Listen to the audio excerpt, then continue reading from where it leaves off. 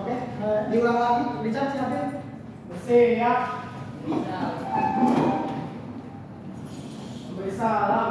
Selamat pagi Pak Edi. Ayo, selamat. Nah, yuk. Sebelumnya saya ucapkan terima kasih kepada semuanya karena telah meluangkan hadir pada kesempatan hari ini. Mau ini dengan saya atau dengan yang lain, saya ucapkan terima kasih. Oke, gimana di jam terakhir ini? Kalau masih semangat? Biasa aja. Masih Pak? Masih semangat? Masih Pak? Yang belum makan siang, kita makan? Oh, belum. Yang belum makan siang? Enggak kok, saya cuma nanya doang. Oke. Nah, biar kalian makin fokus, biar kalian bisa belajar dengan baik, ayo kita breathing dulu, oke? Semuanya berdiri. Semuanya berdiri. Ini breathingnya gampang. Kalian cuma ikutin yang ada di video. Ini gampang banget, oke?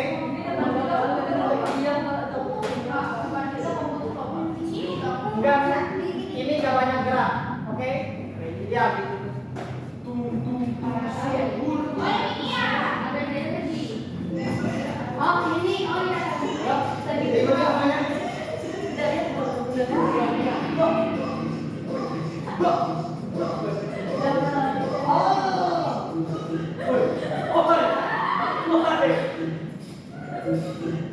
Dipasin kayak timingnya dipasin.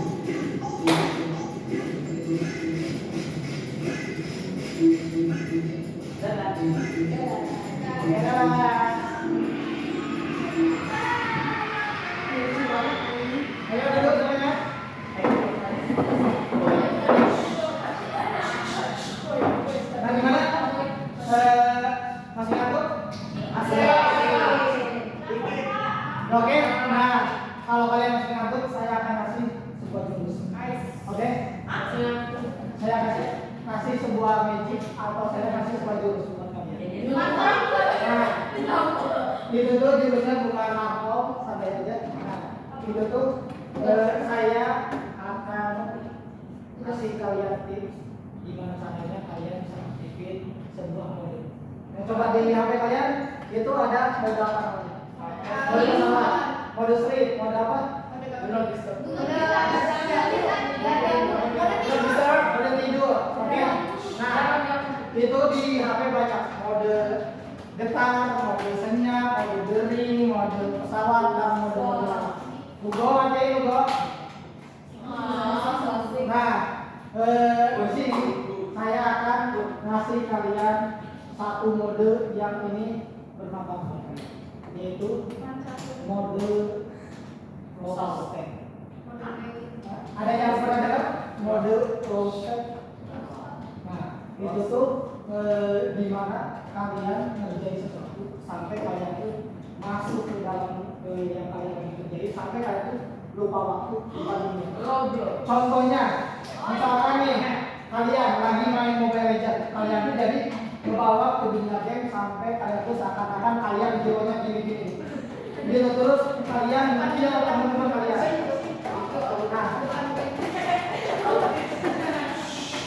Nah, atau misalkan nih, contohnya kalian lagi nonton drakor atau lagi nonton film, tiba-tiba kalian tuh seakan-akan pemeran utama itu kalian.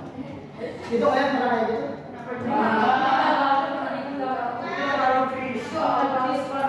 Nah, atau misalkan nih kalian lagi ngerjain tugas, kalian tuh sampai lupa makan, lupa waktu, sampai kalian tuh nggak ngantuk atau scroll TikTok.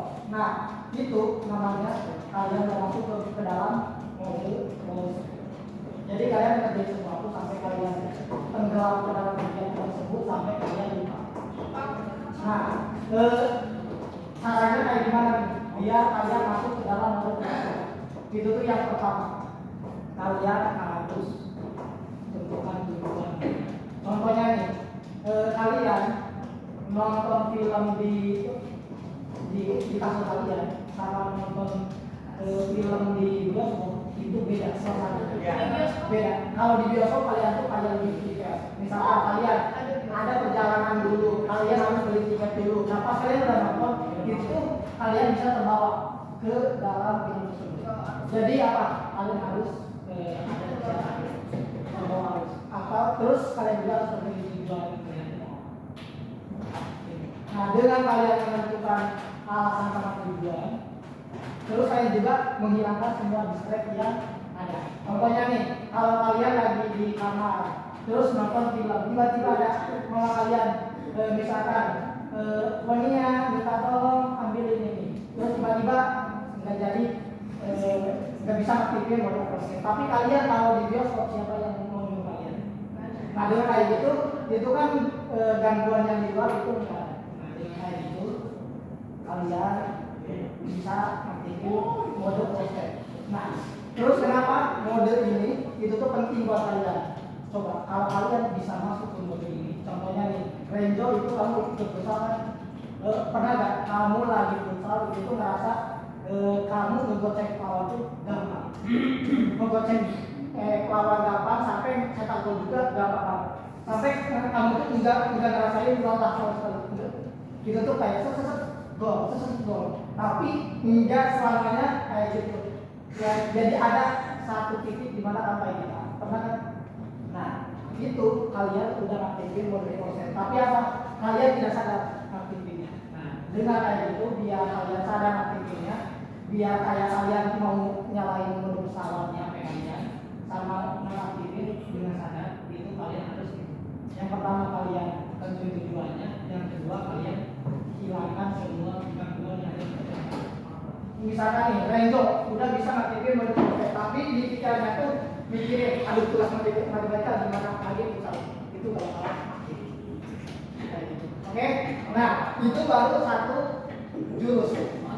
Di sini saya akan kasih kalian 4 jurus lagi. Agensi, gimana dia? Nah. Oke, terakhir. Yang di belakang kelihatan? Kelihatan.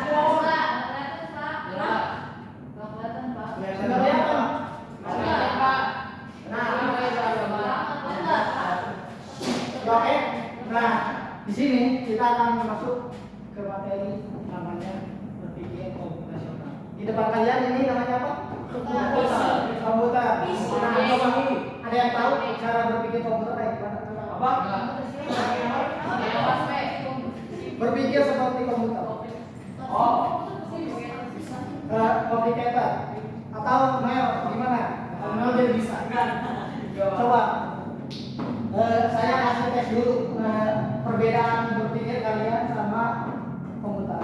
Di sini ada yang masih ingat tadi perasaan pas pagi-pagi jam pertama kalian belajar apa? Mandarin.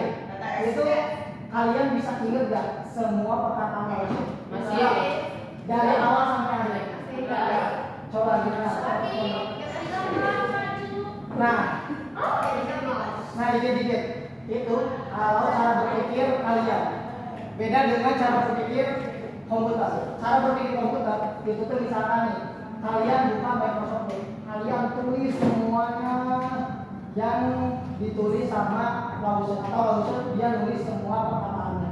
Terus kayak gitu bisa di komputer. Komputer bisa ngulang-ngulang bisa dengan dia open. Nah ini salah satu cara berpikir komputasional. Nah terus apa itu berpikir komputasional? Boleh dibaca Renzo.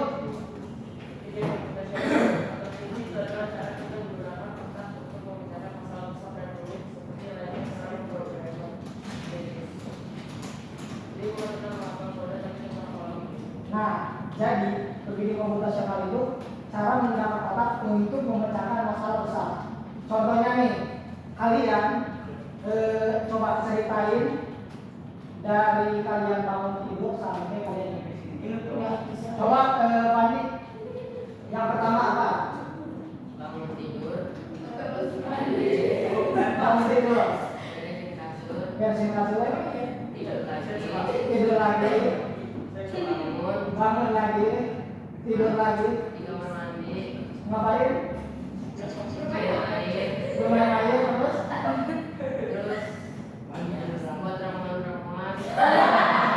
Buat ramalan terus. Mandi terus. Nyanyi. Oke terus. Terus anggukan terus. Main apa kita?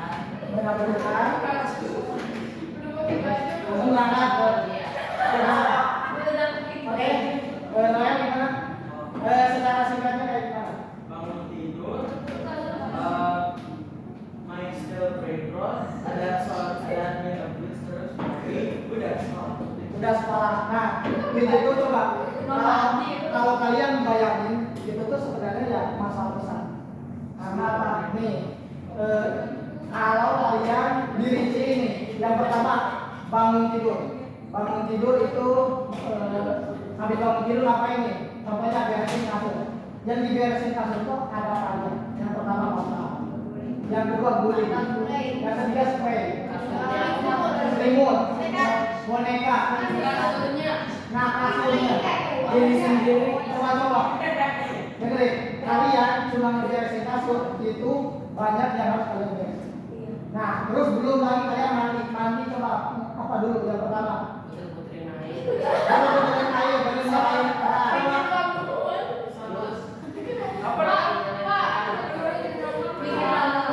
Nah, terus misalkan nih di sini ada yang pertama sampoan. Yang sampoan duluan siapa? Yang sampoan duluan siapa? Itu aneh.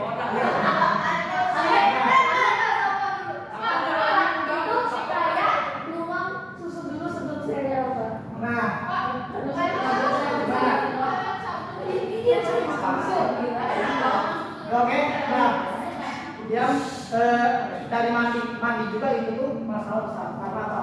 Kalian harus nyalain keran, kalian harus basuh badan, kalian harus sampoan, harus sabunan, harus sikat gigi. Mungkin ya kalau misalkan cewek yang suka gaya dulu atau apa, itu tuh masalah besar. Tapi karena kalian secara tidak sadar menggunakan berpikir komputasional, itu tuh kalian gampang.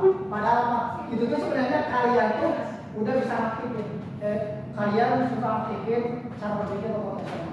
Oke, dengan kayak gitu, coba dilihat lagi. Ini, nah, menguasai komputer tinggi atau berpikir komputasional berarti kamu punya alat ampuh untuk lebih efisien. Nah, dia punya kayak mandi tadi. Ngeracik dulu, terus ini dulu. Nah, biar ini kalian menghadapi masalah itu dengan efektif dan efisien. Jadi lebih cepat. Nah, ini 4 mantra cara berpikir komputasional. Mungkin kalian udah merapin. Ya. Yang pertama itu ada dekomposisi. Coba boleh dibaca Rafael. Dekomposisi menyatakan masalah analogi seperti memotong kue ulang tahun tersekat. Kamu tidak mungkin memakannya sekaligus kan? Kamu potong-potong jadi bagian lebih kecil agar mudah dinikmati. Ini adalah kemampuan untuk memecah masalah atau sistem yang kompleks menjadi bagian-bagian yang lebih kecil dan lebih mudah dikelola. Oke, nah itu berpikir komputasional yang pertama. Jadi dekomposisi, memecah masalah gede jadi kecil, dipotong-potong. Contohnya misalkan nih, di sini ada yang ulang tahun dirayain, coba angkat tangan yang ulang tahunnya dirayain, beli kue, beli kue ulang tahun. Oke, nah kalian pas beli kue ulang tahun, kalian langsung dimakan gini semuanya. Enggak dong. Iya dong, iya dong. Bisa jadi. Bisa jadi, nah. Tapi kalian kan potong-potong dulu, potong, baru dimakan. Nah, itu juga sama dengan sama dengan dekomposisi. Jadi masalah gede, misalkan kue ulang tahun yang tadi gede, itu dipotong-potong jadi kecil, jadi masalah kecil. Atau contohnya yang tadi kalian ngebersihin spray atau ngebersihin tempat tidur kalian. Itu tuh kan tadinya masalah gede gitu. Karena apa? Aduh, ini banyak yang harus diberesin. Tapi kalau kalian dipecah kecil-kecil, yang pertama beresin batangnya dulu, yang kedua boneka, yang ketiga spray, yang keempat mungkin selimut. Itu lebih mudah. Gimana? Iya, satu persatu. Nah, lihat contohnya mengumpulkan semua baju kotor ke dalam keranjang. Oke, perhatiin. Nah, atau misalkan nih kalian beresin tempat tidur tadi udah beres, atau nih menyusun buku atau alat tulis di meja belajar. Contohnya nih kalian banyak pelajaran, kalian beresin bukunya, misalkan buku matematika dulu, IPA, IPS, PKN dan sebagainya. Itu dekomposisi yang pertama. Jadi memecah masalah gede jadi kecil, dipotong-potong. Nah, terus yang kedua, Renzo, baca Renzo. Satu yang Mobile Legends. Abstraksi dulu, jelasin. Abstraksi fokus pada ini. Kalau sampai Mobile Legends kamu fokus pada superhero dan posisi musuh di peta. Kamu mengabaikan detail yang juga ada pemrograman apa yang dipakai untuk membuat gamenya. Ini adalah kemampuan fokus pada informasi yang penting saja. Kami mengabaikan detail yang tidak relevan atau tidak diperlukan. Oke, nah ini kalian cukup fokus ke intinya saja. Jadi kalian tidak harus pusing. Contohnya nih, tadi dari pesta ulang tahun, yang tadi katanya banyak yang merayakan ulang tahun. Nah, kalian itu tuh kalau mau ngadain pesta ulang tahun, coba jangan disiapin apa aja. Kue, terus kasih, kado, hadiah, baju, orang tua, tempat, nah, itu. Nah, kalian itu tuh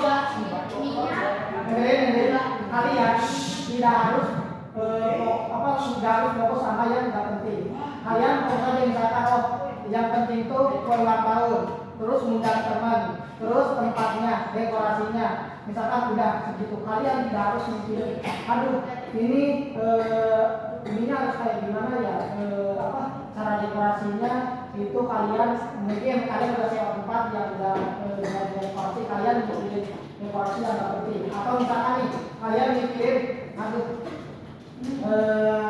ininya apa? Maaf, itu tuh misalkan baju untuk cowok itu harus kayak gimana ya? Apakah harus pakai baju Power Ranger? Itu kalian nggak harus fokus ke yang nggak penting. Kalian fokus saja ke yang penting. Atau nih misalkan di sini yang main Mobile Legends siapa? Oke, Nah, kalian itu tuh nggak harus mikirin cara buat hero-nya kayak gimana. Kalian cukup fokus cara mekaniknya kayak gitu. Kayak gitu. Oke, nah, contohnya nih, fokus inti rumus yang harus dipakai dan kata-kata yang diketahui dalam soal. Jadi kalian kalau misalkan ada soal matematika, kalian cukup fokus ke rumus sama apa yang harus dicari. Kalian harus fokus misalkan, oh ini buat soalnya kayak gimana ya, kita harus kayak gitu. Oke, ini yang kedua. Jadi fokus pada inti. Selanjutnya ada algoritma. Siapa ya? Ngasih apa di bahasa Indonesia? Asep Pak. Kenapa bisa berdasarkan variabel kemarin ada angka yang jelas dan bunyi biasa menunggu kalau rekannya salah dia pasti aneh. Ini adalah proses mengenal solusi step by step atau keberangkatan antara yang jelas untuk diikuti dalam mengerjakan masalah. Oke, ya, terima kasih Nasa. Nah, ini algoritma. Jadi kalian tuh tahu langkah kalian dan langkah. Contohnya nih, kayak kalian mau berangkat ke sekolah, kalian nggak bisa nih tiba-tiba bangun tidur ke sekolah, mandi, terus nyiapin baju-baju nggak bisa. Jadi harus ada tahapan. Yang pertama bangun tidur, yang kedua beresin tempat tidur, yang ketiga mandi, yang keempat siapin bekal, yang kelima berangkat. Itu bisa. Tapi kalau misalnya kalian acak-acakan itu nggak bisa. Nah, kayak gitu. Atau nih misalkan kalian bikin mie rebus. Coba Richard cara bikin mie rebus kayak gimana? Ini saya. Pertama ambil mie. Oke. Terus ambil panci air. Oke. Terus taruh di kompor. Oke. Panasin pakai api. Oke. Sampai udah mendidih baru masukin mie-nya. Oke. Habis dimasukin minyak gimana? Lalu tunggu sampai mie-nya udah rebus. Oke, terus? Oke. Terus keluarin mie-nya. Keluarin minyak, ditiriskan terus. Ditiriskan. Terus Bumbunya? bumbunya dimasukin, terus baru diaduk. Habis itu dibakar. Oke. Nah, itu ada langkah-langkahnya. Itu yang disebut algoritma. Jadi kalau misalkan nih kalian sebutin langkah pertama, langkah ke satu apa, langkah kedua apa, itu namanya algoritma. Oke. Nah, ini jurus yang terakhir. Itu pengenalan pola. Oke. Noel mau dibaca? Analogi. Atas dulu lah. Pengenalan pola. Analogi seperti mengenali cheat code atau serangan khusus musuh di game. Kalau polanya selalu A, B, C, kamu bisa prediksi serangan berikutnya dan siap untuk menghindar. Maka masalah dipecah, maka selanjutnya adalah mencari kesamaan, tren atau pola di antara bagian-bagian unsur tersebut. Nah, ini itu jurus yang terakhir, yaitu pengenalan pola. Contohnya nih, siapa ya? Renzo sini Renzo. Enggak jadi sini aja. Renzo dulu. Oke.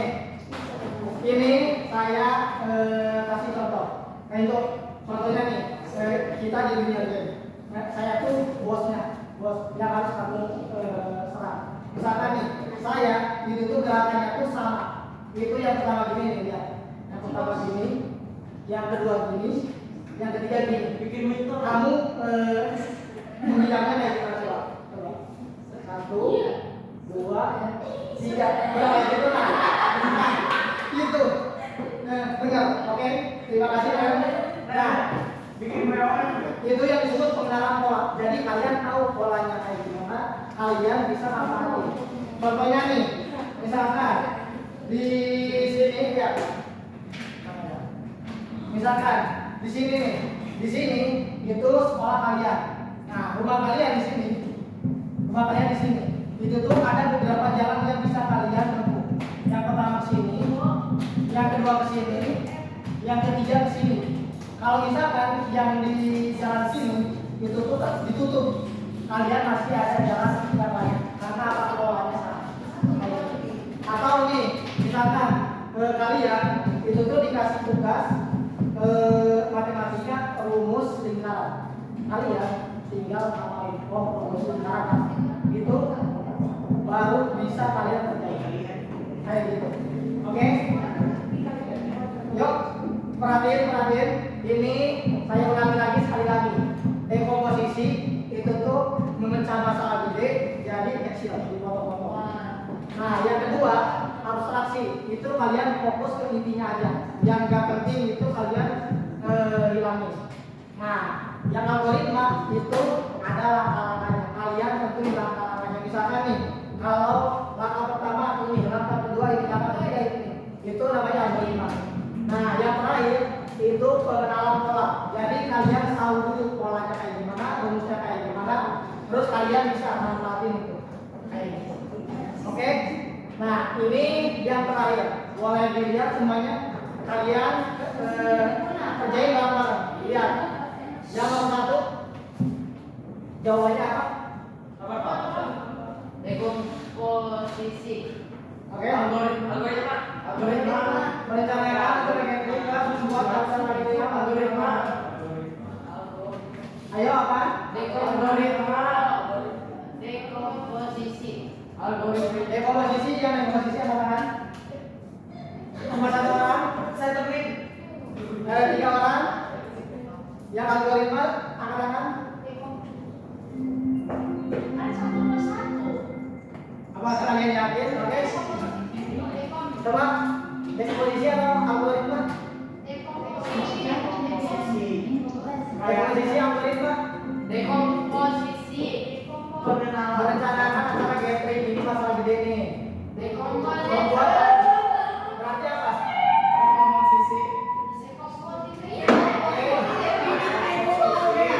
Algoritma dekomposisi. Dekomposisi. Abstraksi. Apa abstraksi ya? Coba dekomposisi yang kanan. Dekomposisi. Pengenalan pola. Abstraksi. Algoritma. Oke. Karena banyak dekomposisi, ayo kita cek apakah dekomposisi 1, 2, 3.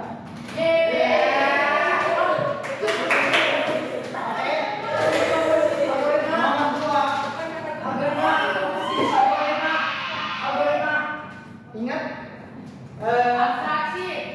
Pakai di ini. Instagram pada hari Jumat ini berarti apanya?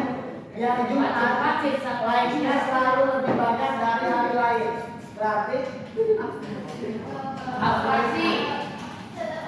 ayo apa? Abstraksi. Ayo apa? Abstraksi, Pak. Abstraksi benar. Love you. Algoritma. Yang algoritma katakan. Dekomposisi yang katakan. Abstraksi yang katakan. Pengenalan pola. Pengenalan pola. Setiap hari Jumat itu berarti apa?